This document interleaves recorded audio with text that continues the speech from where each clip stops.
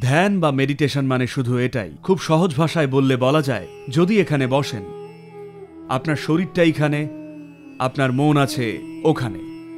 আপনি যা তা আসলে এই দুটো মাত্রা বা ডাইমেনশন, এই ভৌত দেহ আর মানসিক সঞ্চয় থেকে একটু দূরত্বে আছে। আপনার আর এই দুই ডাইমেনশনের মধ্যে সামান্য দূরত্ব তৈরি হলে তাহলেই দুঃখের শেষ, আর এটাই ধ্যানস্থ অবস্থা। ঈশা ক্রিয়া একটি অত্যন্ত সরল প্রক্রিয়া হলেও এটি একটি শক্তিশালী উপায়। এই তিনটি উপাদান, আপনার শ্বাস, আপনার চিন্তা আর আপনার সচেতনতা, সঠিক সমন্বয়ে যদি আপনি ব্যবহার করেন, তাহলে আপনার মন আর শরীরকে ব্যবহার করার ক্ষমতা এতটাই বেড়ে যায় যে আপনি অন্য কারোর কাছে প্রায় অতি মানবের মতো মনে হবেন। কিন্তু আমি আপনাকে বলছি, এটা মানুষের ক্ষমতাই, এটা অতি মানব হওয়ার বিষয় নয়। আমাদের বুঝতে হবে মানুষ হওয়াটাই একটা অসাধারণ ব্যাপার।